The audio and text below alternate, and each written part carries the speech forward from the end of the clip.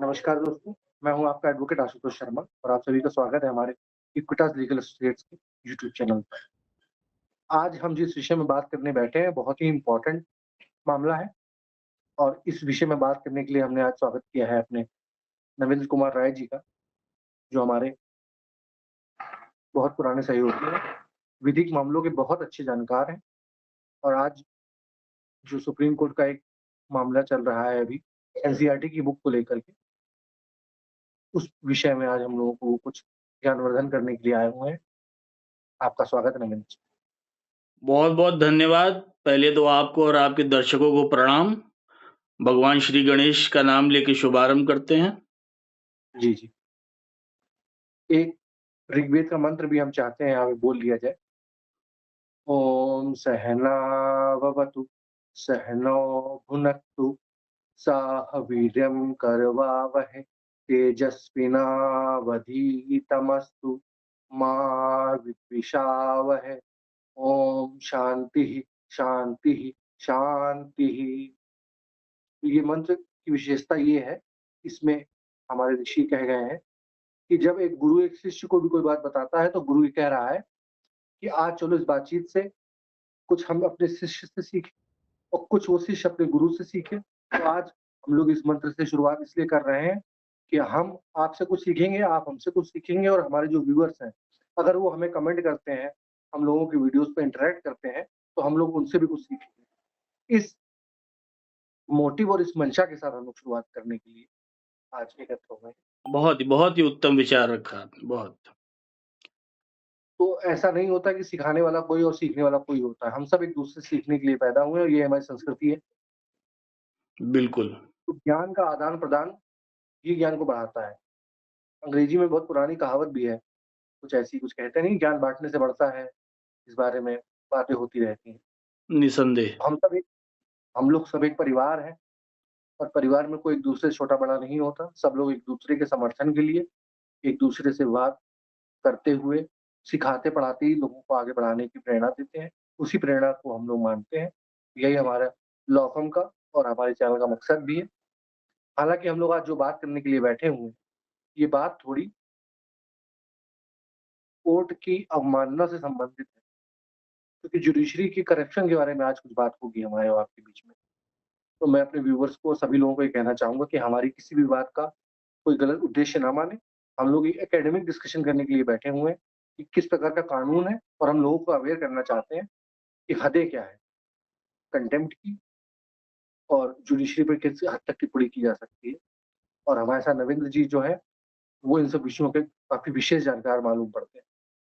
तो वो आप लोगों को बताएँगे कि किस प्रकार से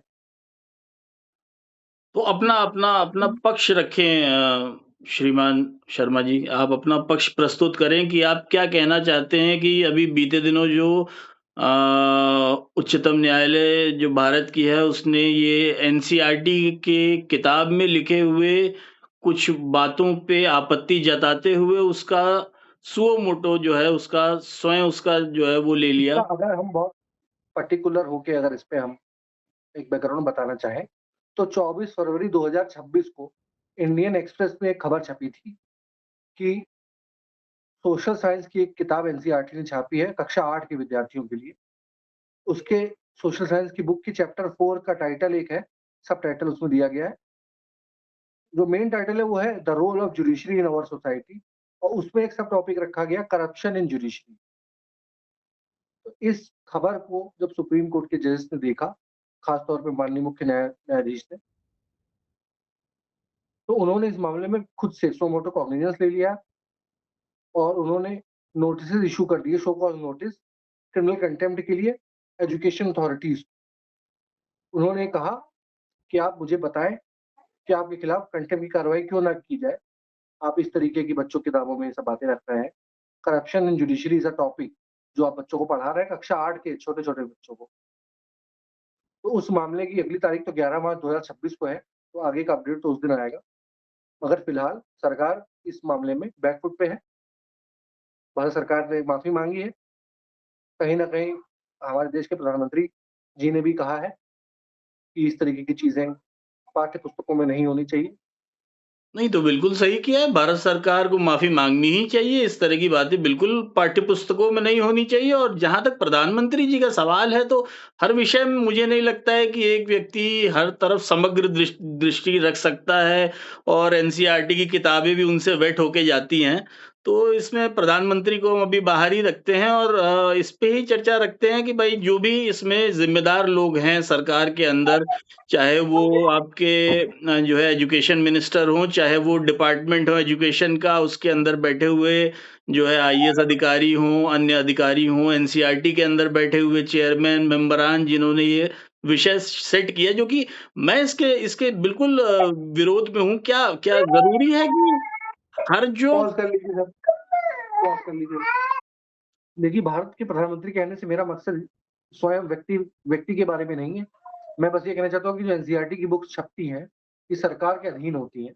नहीं, नहीं, तो मैं और कौन-सा जो है प्रधानमंत्री का प्रवक्ता हूँ, आपको कहना है, कहिए प्रधानमंत्री के बारे में। हमने तो सिर्फ इसलिए रखा था क्योंकि अक्सर लोग जो है ना बातचीत में ऐसी बात कह देते हैं कि भाई देखो देश में क्या चल रहा है, ये हमारी राष्ट्रपति द्रौपदी मुर्मू क्या कर रही हैं। अरे भाई, द्रौपदी मुर्मू अगर चाह के भी कुछ कर सकती होती, तो भाई वो हर जगह, वो हर पटल पे वो नजर आ रही होती है। मगर क्या राष्ट्रपति की कोई शक्तियां हैं? इन चीजों को समझना जो है वो भी जरूरी है हमारे देश के आम नागरिकों को। लेकिन ये एक अपने आप में बड़ी डिटेल्ड डिस्कशन की बात है, इसको हम लोग कभी और बैठ के कर लेंगे। बिल्कुल, बिल्कुल, बिल्कुल। फिलहाल सुप्रीम कोर्ट भी, माननीय सर्वोच्च न्यायालय भी इस मामले पे बड़ा गंभीर हुआ है और उसने इन विषयों पे सो मोटो जो कॉग्निजेंस लिया है, इस चैप्टर 4 को लेकर के, जिसमें सब टॉपिक आता है करप्शन इन जुडिशरी। कोर्ट का कहना है कि जो 8वीं क्लास के बच्चे हैं, उनका माइंड इम्प्रेशनेबल है।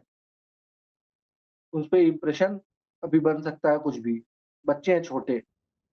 तो ऐसे बच्चों को लेकर के उन्होंने ये नहीं कहा कि पीएचडी में ऐसा डिस्कशन होना गलत है बिल्कुल सही या कहा। कोई पीसीसी के। मैं इसीलिए इस पे जो है देखिए, इस बात से तो किसी को इनकार नहीं है कि it is a matter of fact कि जुडिशरी में करप्शन है, हद दर्जे का करप्शन है। मगर ये भी एक फैक्ट है कि कौन-सी संस्था जो है वो करप्शन से मुक्त है। जी। क्या बच्चों को ये सारे फैक्ट उनको जो है उस उम्र में जहाँ पे वो अभी नादान हैं, अभी वो चीज़ों को समझ नहीं रहे हैं, इन सब चीज़ों के बारे में बता के किस तरह की नकारात्मकता उनके दिमाग के अंदर पैदा करी जाने की कोशिश की जा रही है। इस बात से मैं इसके खिलाफ हूँ और सुप्रीम कोर्ट के साथ हूँ। अगर सुप्रीम कोर्ट ये कहती कि एमफिल में या एमए में या जो है ग्रेजुएशन में ऐसी बात ना पढ़ाई जाए, तो मैं जो है विरोध कर रहा होता सुप्रीम कोर्ट का। मगर जहाँ तक बात ये आ रही है कि छोटे-छोटे बच्चे जो कि 8वीं क्लास में पढ़ रहे हैं, उनके बारे में जहाँ पे यहाँ पे ये जो है संज्ञान लिया है माननीय न्यायालय ने, मैं उसके पूरी तरीके से पक्षधर हूँ। और अगर सरकार ने माफ़ी माँगी है, बैकफुट में गए हैं, तो भी उन्हें जो है बिना सज़ा के छोड़ना नहीं चाहिए। क्योंकि ये कोई ऐसी चीज़ नहीं है जो गलती से हो गई होगी, ये किसी से जो है किसी ने ध्यान नहीं दिया और निकल गया। छोटी-छोटी सी तो पुस्तकें होती हैं। कई लोग, कई सारी कमेटियाँ उस पे जो है चर्चाएँ होती हैं, और अगर नहीं हो रही हैं, तो फिर बंद कर दिया जाए इस तरह की संस्थाओं को, एनसीईआरटी वगैरह, ठीक है। काम क्या रह गया इनका? नहीं, माननीय सर्वोच्च न्यायालय ने अपने आदेश में एक तो सारी पुस्तकें जितनी छपी हैं कक्षा 8 के लिए, जिसमें ये जुडिशरी पे करप्शन एंड जुडिशरी सब टॉपिक है, वो सारी पुस्तकें वापस मँगवा ली हैं और कह दिया है कि अगर कोई किताब बिक भी गई है तो उसको भी वापस ले लें। देखिए, ये सब तो बेकार की बात है, और ये सब सारी बातें आप कहेंगे ताकि जो है अब सरकार सज़ा से बच जाए। क्या आपको लगता है आज संचार जो है इसके युग में जो है इंफॉर्मेशन एंड टेक्नोलॉजी के, क्या आप किसी किताब को वापस मंगाने का आदेश कर देंगे और उसकी प्रतियां बन के ऑलरेडी इंटरनेट पे घूम नहीं रही होंगी?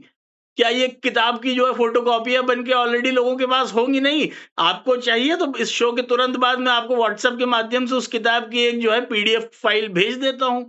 तो देखिए, कोई भी जो है डेटा एक बार अगर बाहर आ गया, वो अगर इंटरनेट पे चला गया, आपने अपनी एक फ़ोटो डाल दी, आप उसको डिलीट कर दीजिए, मगर इम्पॉसिबल है कि उसको हमेशा-हमेशा के लिए डिलीट किया जा सकता है। उसकी मल्टीपल कॉपीज़, मल्टीपल जो है वेबसाइट्स पे, मल्टीपल जगहों पे, कैश में, और वो जो है बहुत सारी वो तो सब तरीके हैं, उसमें वो हमेशा के लिए सुरक्षित हो जाती है।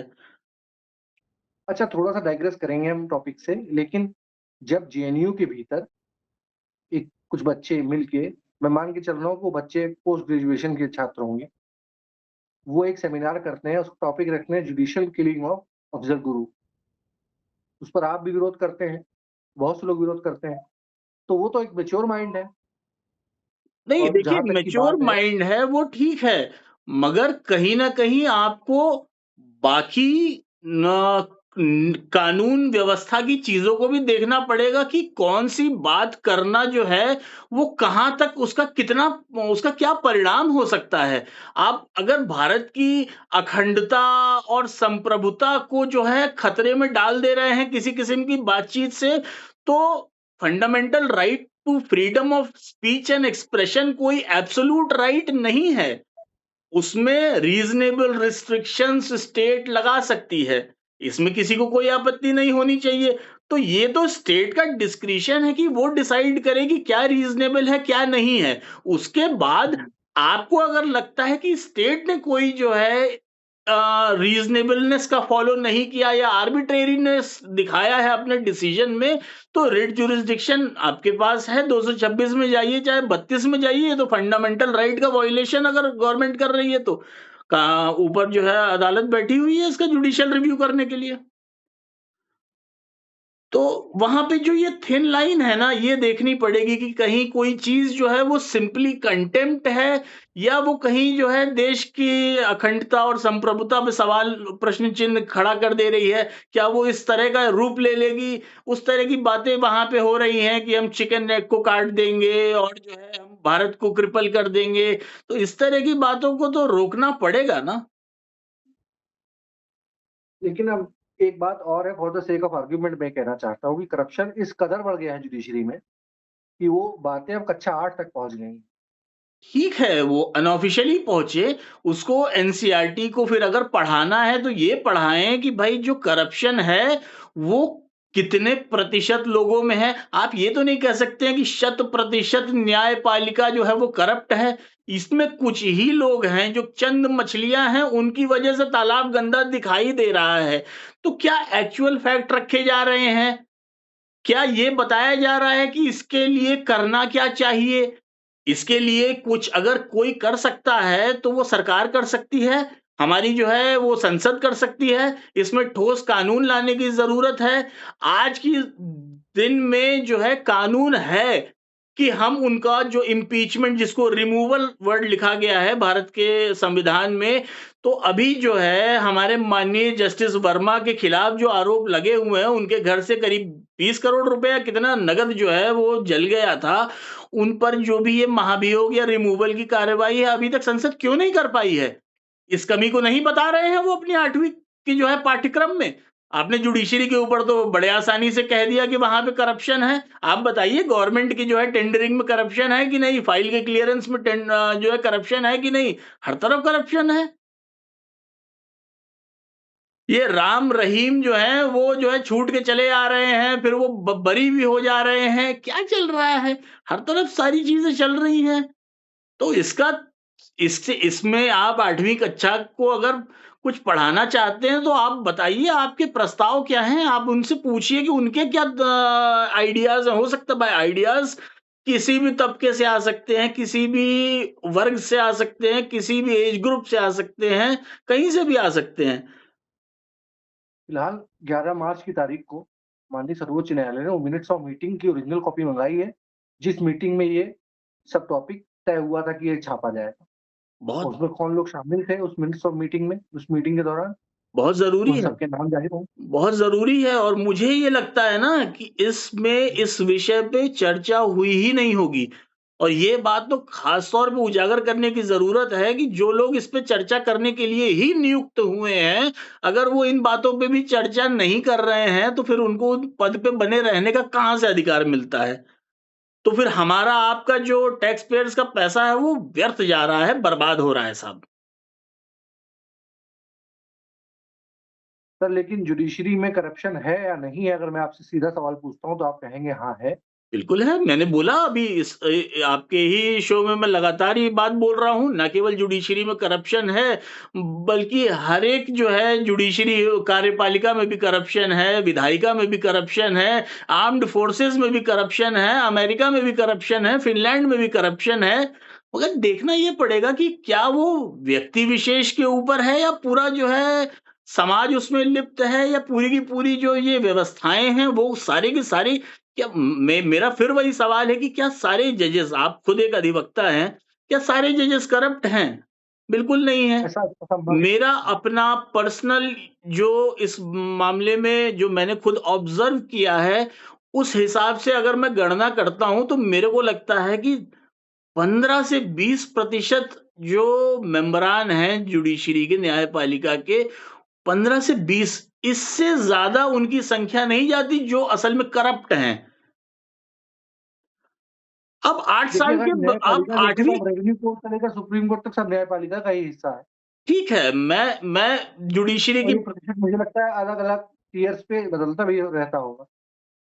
बिल्कुल एक बदलता होगा, तहसीलदार और एसडीएम की कोर्ट का एक हाल अलग होगा। बिल्कुल बदलता होगा। और 15% आशुतोष 20% जी ना होकर के तो ज़्यादा आशुतोष जी प्रतिशत होता होगा। आशुतोष जी यकीन मानिए इस बात का कि जितना नीचे आप जाएँगे ना, उतना करप्शन कम है और उतना खतरनाक नहीं है, क्योंकि निचली अदालतों में फिर भी जो है कुछ ना कुछ चेक एंड बैलेंस का सिस्टम बना हुआ है। वहाँ पे आप कार्यवाही शिकायतें हो कर सकती सकते हैं, हैं, डिसिप्लिनरी एक्शन होता है। आप अपर जिला जज को नौकरी से निकाल सकते हैं, डिस्ट्रिक्ट जज को सस्पेंड करके जो है वो वेटिंग में रख सकते हैं, उनको जो है सस्पेंशन में रिटायर कर सकते हैं, उनका रिडक्शन इन रैंक कर सकते हैं, उनकी सैलरी रोक सकते हैं। आप हाई कोर्ट जज का क्या कर सकते हैं? आप सुप्रीम कोर्ट के जज का क्या कर सकते हैं? कुछ नहीं कर सकते हैं। कोई उनके सर्विस में आप जो है कोई भी अंतर आप नहीं डाल सकते हैं। अगर कोई कर सकता है हाई कोर्ट जज के विषय में, तो खुद सुप्रीम कोर्ट कर सकती है। अगर वर्मा जी को कार्य से विरत रखा गया है, तो सुप्रीम कोर्ट द्वारा रखा गया है, ना कि भारत की संसद द्वारा रखा गया है। कार्यपालिका के पास कोई अधिकार नहीं है इस मामले में। देखिए, माननीय कलकत्ता हाई कोर्ट के एक जज साहब थे, सौमित्र सेन साहब। ये भारत के इतिहास के पहले ऐसे न्यायाधीश रहे हैं जिनको इम्पीच किया गया। जी। ये इनका इम्पीचमेंट प्रोसेस 2011 में सफल हुआ था। इन पे आरोप ये था कि कोर्ट अपॉइंटेड रिसीवर होने के नाते इन्होंने करीब 33 लाख रुपए का मिस एप्रोप्रिएशन किया है। ये पहला इम्पीचमेंट प्रोसेस था आज़ादी के इतने सालों बाद, सन 2011 में जाके सफल हो पाया। आखिरी भी बता दीजिए। तो आखिरी तो अभी चल ही रहा है। तो वो आखिरी भी था। आप सोचिए कि हाँ, भारत की आज़ादी में आज तक एक जज इम्पीच एक हो ही है पाया है।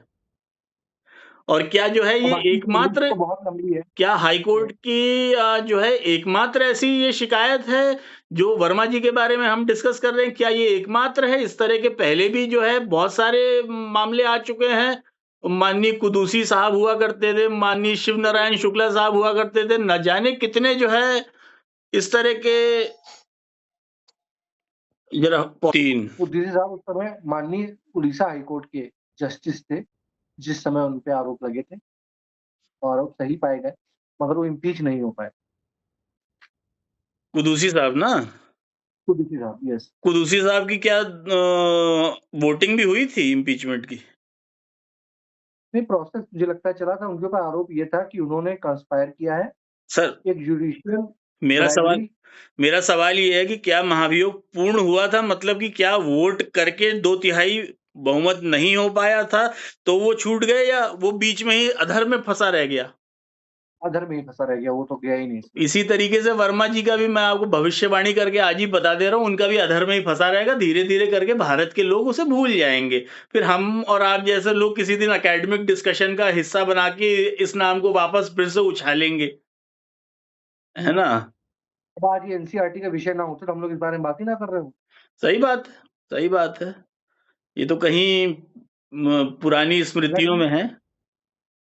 हालाँकि अपने प्रोफ़ेशनल काम के दौरान कई बार सुप्रीम कोर्ट भी आना-जाना रहता है मेरा। तो वहाँ पर सुप्रीम कोर्ट के सर्कल्स में भी कुछ लोगों को मैं जानता हूँ, जो बड़े-बड़े चैम्बर्स जो है अपने देश में, बड़े-बड़े लॉयर्स के, और कई लॉ फर्म्स भी हैं। वहाँ पर हमने सुना है कॉन्फ्रेंस रूम में एक सफ़ेद रंग का बोर्ड लगा रहता है जिस पे लोग सांप-सीढ़ी का खेल खेलते हैं एक तरीके से, कि फलाने जज के यहाँ जाएगा मामला। तो ये 4 लॉयर्स हुए, ये 4 लोगों में से एक को चूज़ करना है। धमाके के यहाँ जाएगा तो इस तरीके से करना है। बिल्कुल, तो यही इसको तरीका ये ही है। ये भी एक तरीका करप्शन ही तो माना जाएगा इसको भी सर, कि बिल्कुल जो यही फेस तरी किसका चलता है किसके सामने। साहब बहुत सारी चीज़ें जो हैं वो डायरेक्ट सुप्रीम कोर्ट जो है वो कंसिडर कर लेती है। वो इस वजह से होता है क्योंकि बाय द वे उस समय हाई कोर्ट की बेंच जो है वो सूटेबल नहीं होती है और हुँ, ये हुँ। मैनेजेबल होती है तो यहाँ पे हो जाता है। अगर इधर मैनेजेबल होता है तो इधर हो जाता है। कुछ मुकदमे तो पड़े रहते हैं खाली रोस्टर चेंज होने के इंतज़ार के लिए।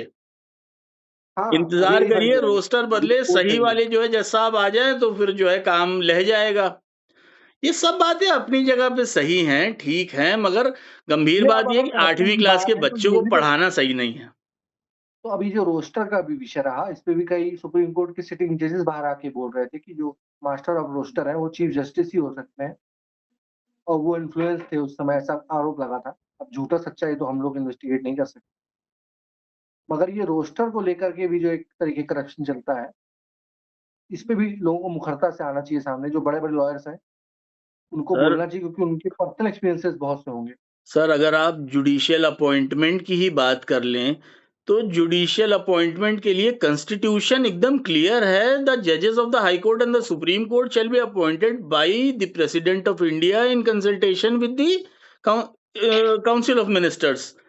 इन्होंने साहब 1900 ये सब संविधान जब लिखा गया था ना, उस समय लिखने वालों का और लोग जो देश में जी रहे थे, उन सबका मॉरल वैल्यू बहुत हाई था, अच्छी बात बहुत ऊँचे तरीके के लोग थे। अच्छी अब बात समय के साथ-साथ उच्च पदों पे निम्न चरित्र के लोग जब से बैठ गए आके, अच्छी बात है। तब से मेरा सवाल दूसरा है सर कि जो संविधान में लिखा हुआ था उसको संशोधित कर दिया इन्होंने अपने जजमेंट से 1991-92 में जब फर्स्ट जजेस केस, सेकंड एसपी गुप्ता जजेस वाला। केस एक्सेट्रा में और ये कॉलेजियम सिस्टम स्थापित किया जिससे पूर्ण शक्तियाँ इन्होंने अपने पास रख ली। पूरी दुनिया में कहीं भी न्यायपालिका में ऐसा नहीं है कि जजेस अपॉइंट देमसेल्व्स। इस तरह की व्यवस्था कहीं भी नहीं है। ना डेमोक्रेसी में है, ना मोनार्की में है, ना डिक्टेटरशिप में है।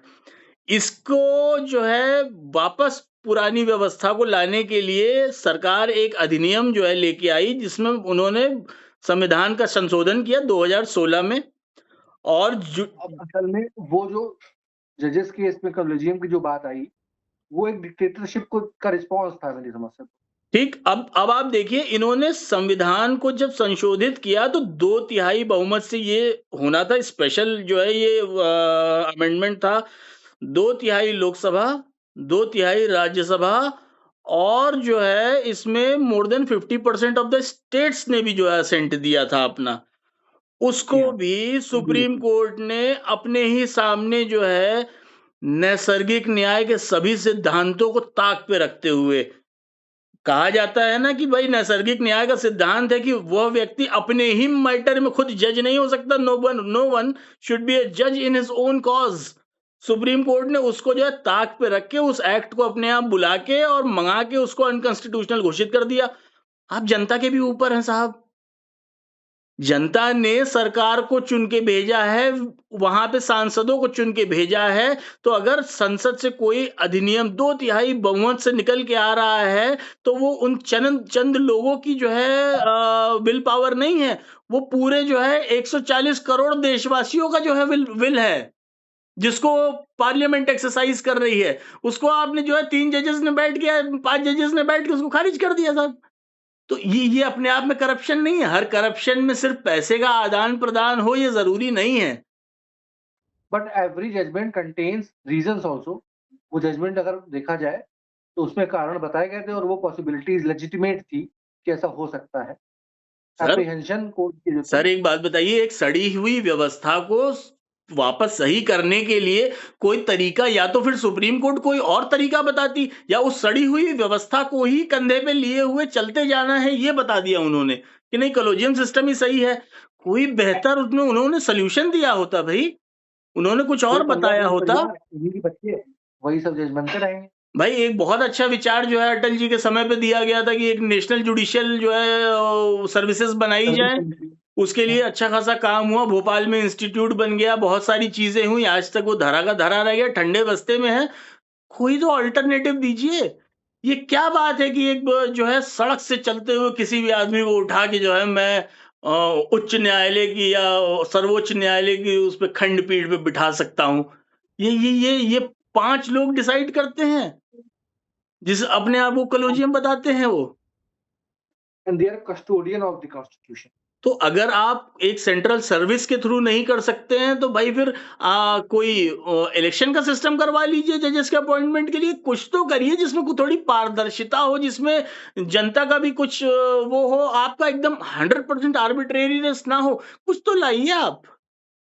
कोई भी विकल्प आपने ये भी प्रस्तुत नहीं किया। करप्शन का ही रूप है।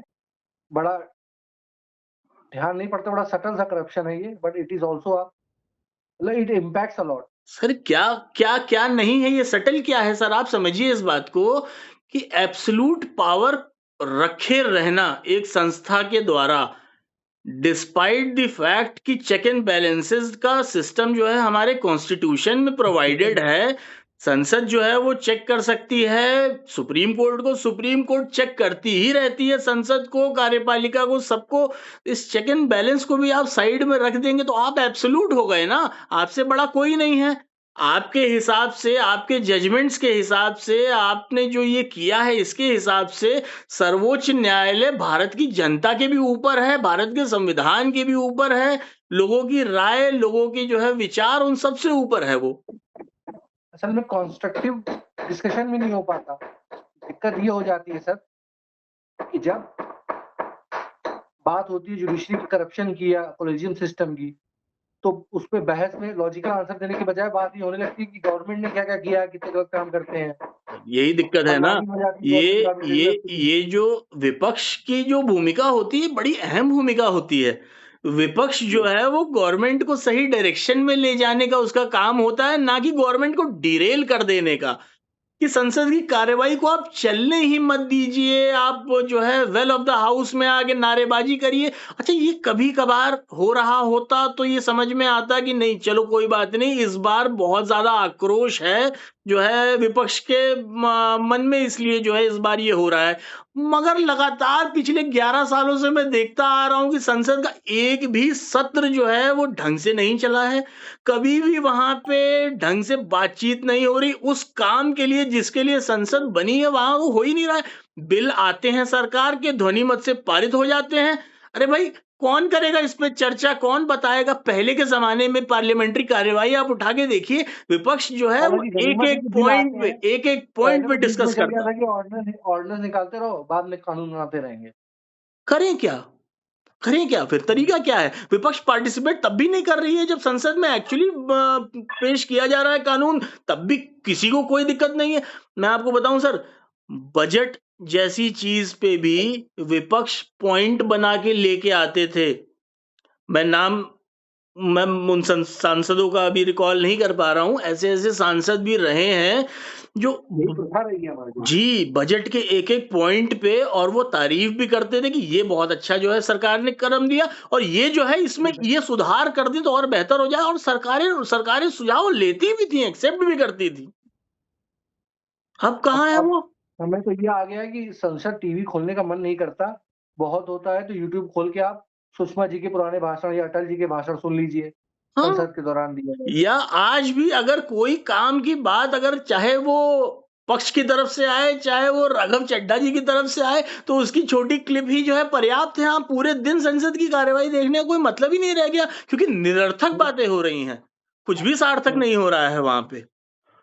गवर्नमेंट अपनी छाती पीट रही है हर बात पे। हर बार प्रधानमंत्री जी का भाषण होता है तो वो हर बार उनको गिनाना जरूरी है कि कितने जल नल लगा दिए, कितने जन धन खोल दिए, कितने पशु स्तन धो दिए, ये बताना हर बार जरूरी है। और इस पूरे भाषण के का जो है विरोध इस तरह से कि बस हल्ला मचाना, हाय हाय बाय बाय चाय चाय। यार सुनो तो सामने वाले की, और उसके बाद तार्किक तौर पे उसकी अब बातों इससे का खंडन लोहिया जी करो। की बात याद आती है सर।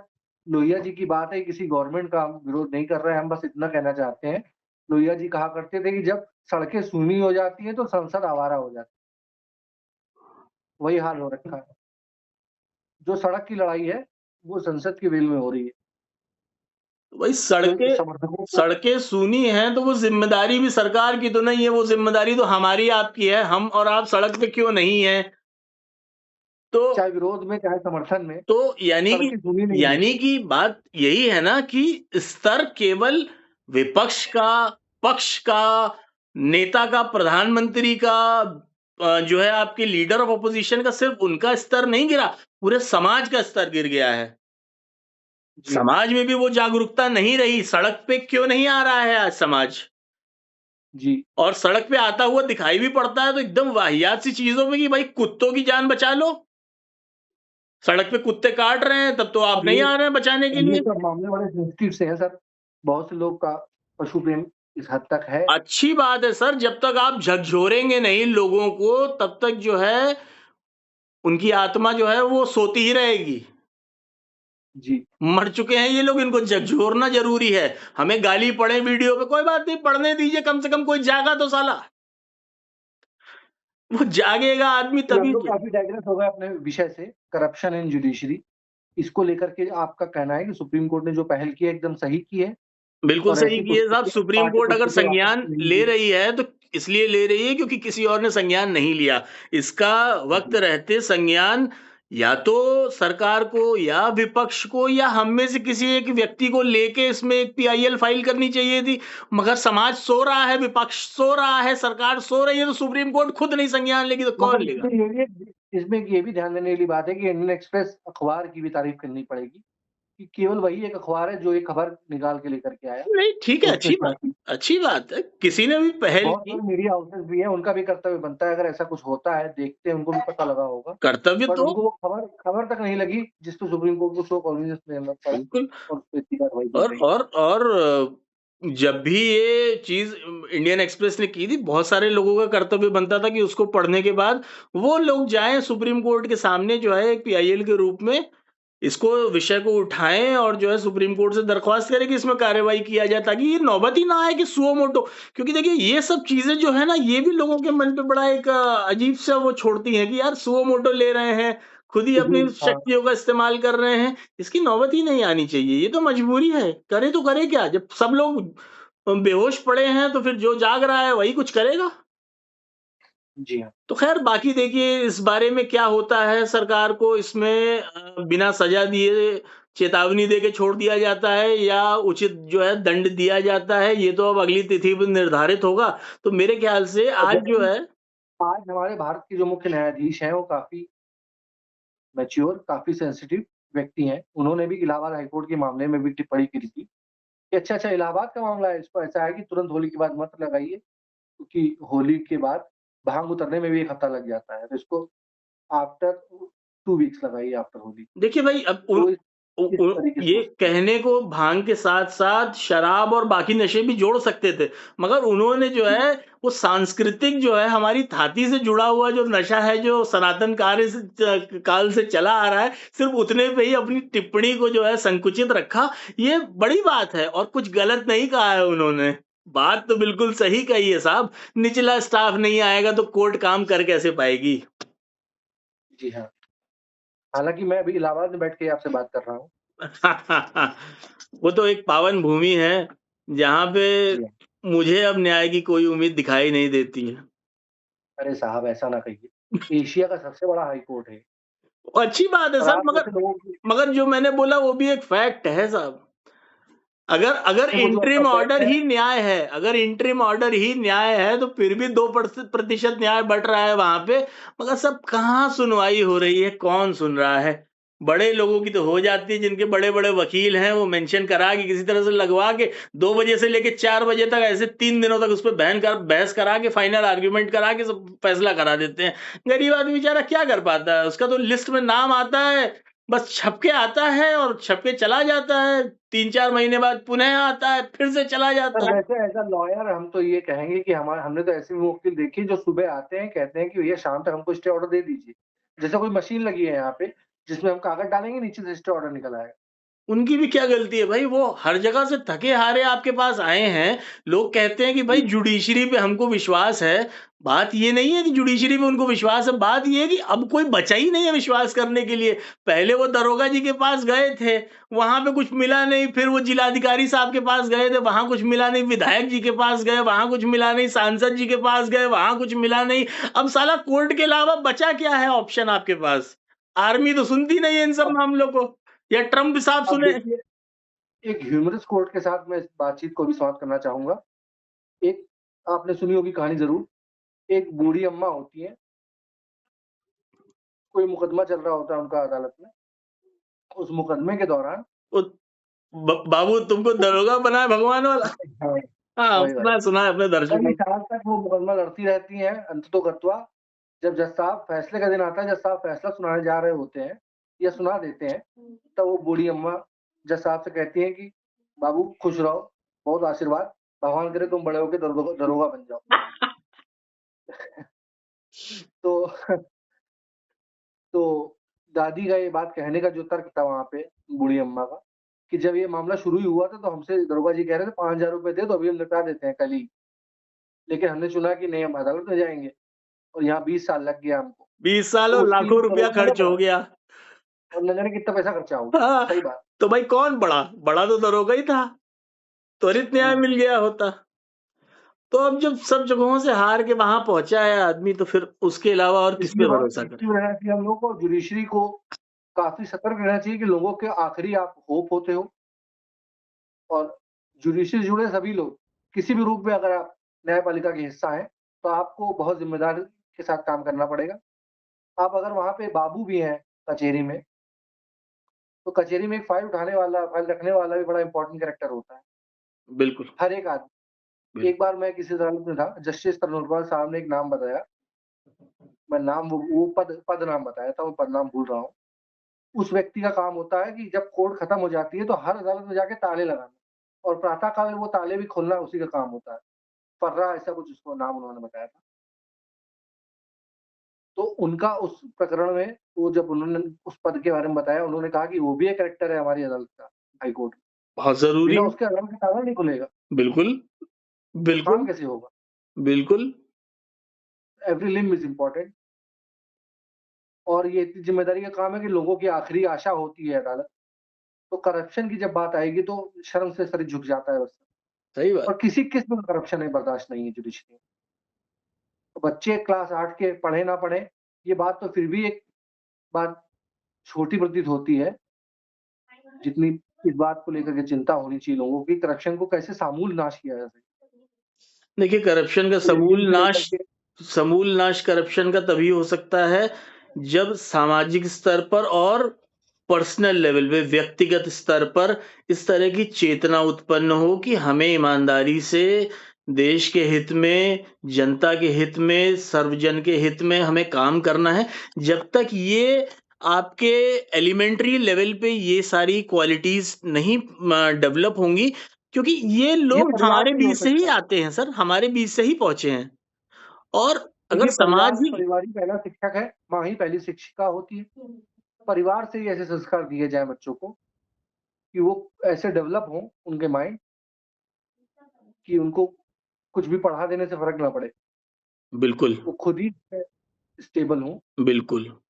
इम्प्रेशनेबल माइंड्स ना रह जाएँ उनके, उन्हें पता हो कि क्या सच है और क्या विवेक इतना उत्पन्न होना चाहिए हर बालक के भीतर। सच बात तो ये है कि धर्म जो है वो समझाना, मैं हिंदू धर्म या इस्लाम धर्म की बात नहीं कर रहा हूँ, धर्म धर्म जो चीज है यस, उसको, राइटियसनेस। जी, उसको समझाना। धर्म को डिफाइन करने में 20-21 शब्द लग जाते हैं अंग्रेजी के। वो धर्म मगर बहुत बेसिक है, अगर वो समझ में आ जाता है ना एक बार कि क्या सही है क्या गलत है, तो फिर कोई गुंजाइश रहती नहीं है। जी हाँ, चलिए, तो फिर इसी के साथ अब इस कार्यवाही को आज के लिए, नेक्स्ट तारीख के लिए हम भी स्थगित करते हैं। तारीख लगा देते हैं हम लोग 11 मार्च हाँ, 11 मार्च की इस शाम पे को फिर फिर हम चर्चा फिर से करेंगे चर्चा जब करें, कुछ नया इस पे तथ्य आएँगे। डेवलपमेंट होता है। जी हाँ। बिल्कुल, बिल्कुल। ठीक है नमिंदर जी, आपका बहुत-बहुत धन्यवाद। आप शामिल हुए हमारी चर्चा में। धन्यवाद। आपका साधुवाद सर, धन्यवाद।